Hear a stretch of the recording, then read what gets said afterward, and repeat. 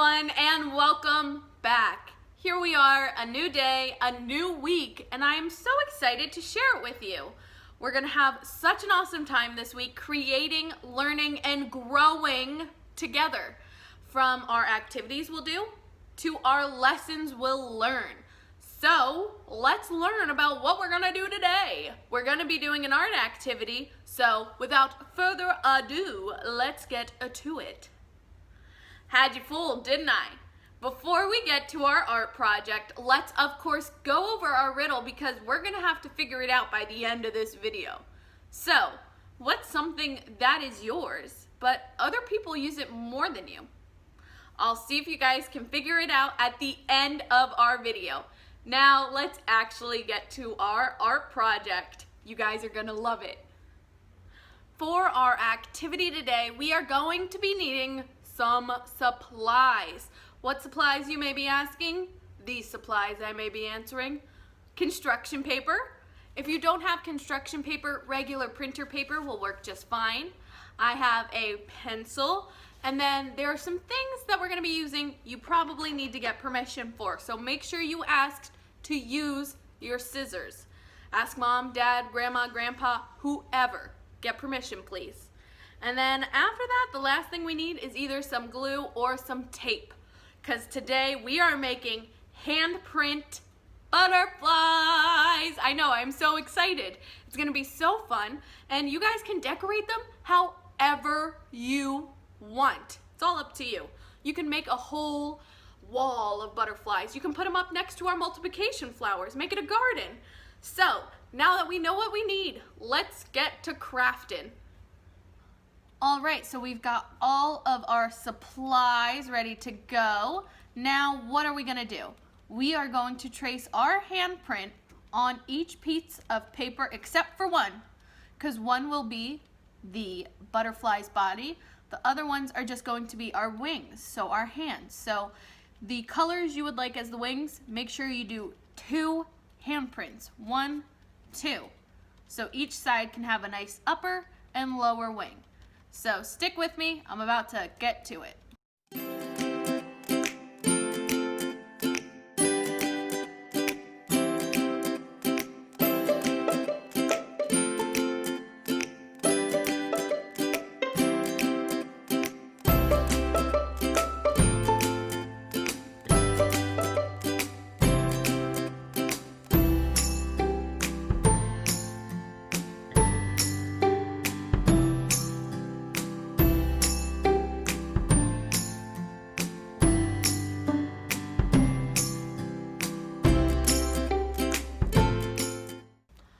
All right, so here we are. We've got our hands all cut out. High five.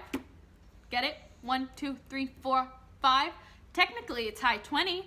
4 times 5 equals 20. Great job with your multiplication facts, guys. And if you're noticing, you might realize we are missing our butterfly body. You are not incorrect, but before I add our butterfly body, it's important to me that you guys know the thumbs should be facing out. So our pinkies are touching, our thumbs are facing out, and that is really the best situation for these butterflies to make them look the most butterfly-esque.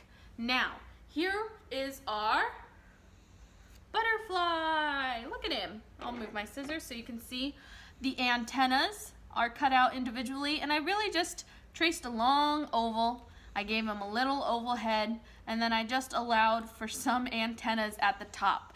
Pretty simple. I know you guys can do it. Now I'm gonna take my glue and I'm gonna glue this all together. Okay guys, so I really promise this time it's finished. Decorated and all. Are you ready to see her?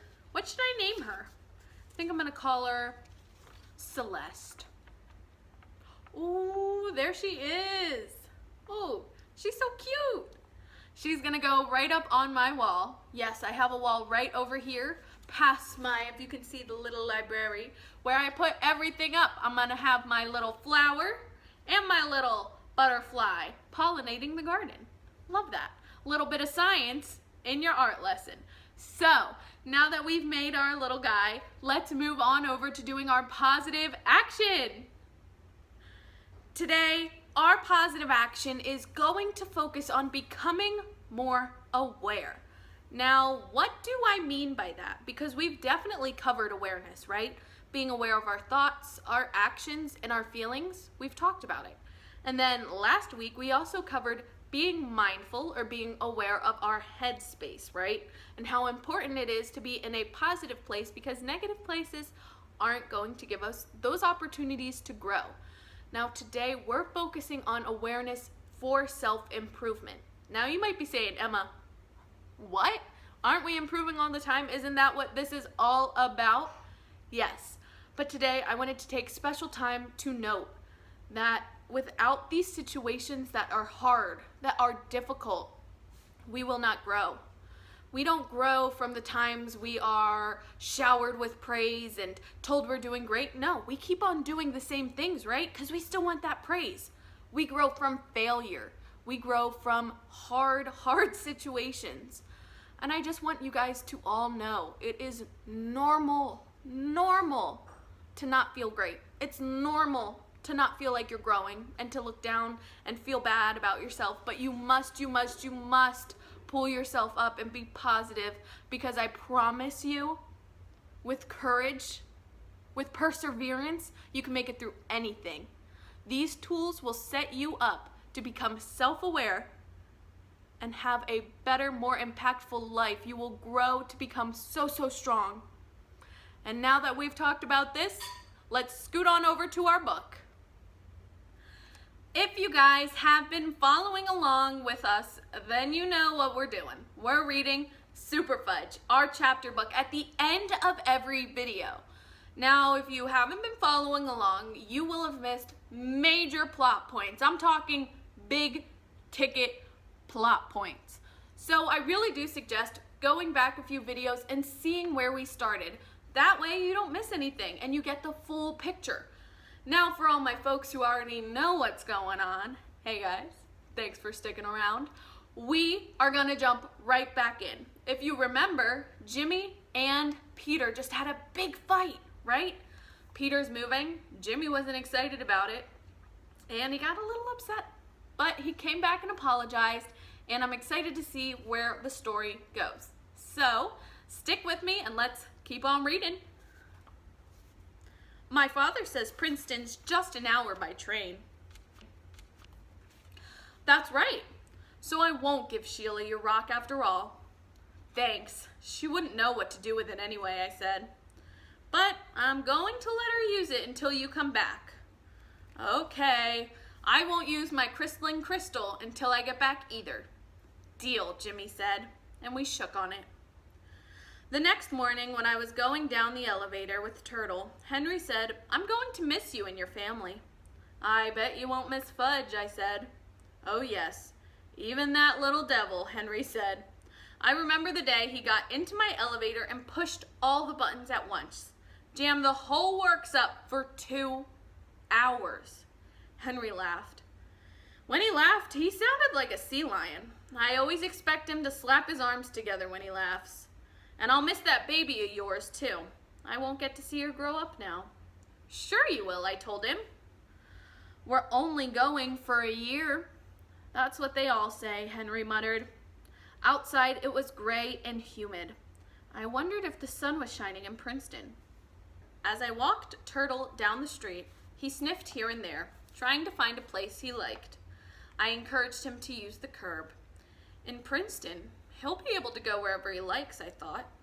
Maybe I won't even have to walk him, and I'll just open the door and he'll run out into the yard. And I won't have to clean up after him either. Ever since New York City passed what I call the doggy-do law, walking Turtle hasn't been that much fun. At first, when I heard that every dog owner had to clean up after his dog, I told Mom I wouldn't be able to walk Turtle anymore. Mom said, That's too bad, Peter, because if you don't walk him, who will? I was hoping Mom would volunteer. I was hoping she'd say, I know how grossed out you feel at the idea of picking up Turtle's dog do. But she didn't. Instead, she said, Look, Peter, you're going to have to make a tough decision. If you want to keep Turtle, you have to clean up after him. Otherwise, Daddy and I will try and find a nice farm somewhere in the country, and I didn't even wait for her to finish. Send Turtle to a farm? I shouted. Are you kidding? He's a city dog. He's my dog. Well then, Mom said, smiling. Oh, I got the point. Mom brought me a contraption called the pooper scooper. It's a kind of shovel attached to a baggie. And when Turtle does his thing, I scoop it up and get it in the baggie, tie the end and toss it into the trash. At first, I made a mess of myself, trying to get it to work, but now I'm a regular expert. Still, it's pretty disgusting. Almost as disgusting as Tootsie's diapers. I wish I could train Turtle to use the toilet, especially in the winter, when I stand around freezing while he takes his time trying to make up his mind. I know it's not Turtle's fault. He can't help being a dog. And when he sleeps at the foot of my bed or licks my face, it's all worth it. Just as Turtle was finishing, Sheila Tubman came skipping across the street. I hear you're moving, she said. I nodded and scooped up his stuff. Good. I was afraid it was just a rumor. I can't wait till you're gone. Then I won't have to smell you and your yucky dog anymore. My dog is not yucky, I yelled, trying to pick up the poop bag. Did you ever smell him, Peter? Yes, all the time. Well, I guess you don't notice smell because he smells just like you. She started skipping away. Hey, Sheila, I called. Yes, she turned around. Stuff it. Peter Hatcher, you are disgusting. That's better than what you are, I called, enjoying myself. Oh yeah? What's that? She asked. That's for me to know and for you to find out. Ha ha, very funny, she said. You and your yucky dog are both very funny. Sicker, Turtle, I said. Turtle growled and then started barking, which was very funny because he doesn't know what sicker means. But Sheila didn't know that, did she? So she started screaming and running towards our building. And when Turtle saw her go crazy like that, he took off after her, barking up a storm, thinking it was some kind of game. He pulled his leash right out of my hand, so I had to chase him, calling, Turtle, Turtle, down boy, because he was already jumping up and down on Sheila, trying to lick her face. Sheila kept right on screaming. Finally, Henry came out and asked, What's going on here? He pulled Henry off of Sheila and held him for me. I picked up the end of the leash and patted his head. It's Peter Hatcher, Sheila said. He told his dumb dog to sick me, and he did. He did not, I said. He did too. You don't even know what sick means, I said. I certainly do. Oh yeah? What? I asked. It means, it's like giving germs to a person, Sheila said. Like when he gets sick, gets sick too. I started laughing. Did you hear that, Henry? Did you hear what she said? I heard, Henry said. And I want you to keep your dog outside until he calms down. He turned to Sheila. Come on, honey, I'll take you upstairs first. All right. We're going to end there. We'll pick up after all the Sheila drama is come to an end. But before we move on and say our goodbyes, we've got to talk about our riddle. At the beginning of our video, we talked about our riddle. Now it's time to revisit it. Does anybody remember what we talked about? What our riddle was? I'll refresh your memories. Our riddle was, what's something that's yours, but other people use more often? It's a stumper. It's a little bit abstract. But I believe in you guys. I'm sure some of you have figured it out, and I've got an answer for you all. So, ears open, folks, because here we go. The answer to our riddle was your name. Get it? Because hopefully you're not saying, hey, Emma, all the time, because then you may use it more than other people. But other people use your name more often than you. And now that we have talked about our riddle, and we've had our art project, and we've read our book, it's time for me to say goodbye. Bye guys. Thanks for watching and I'll see you tomorrow.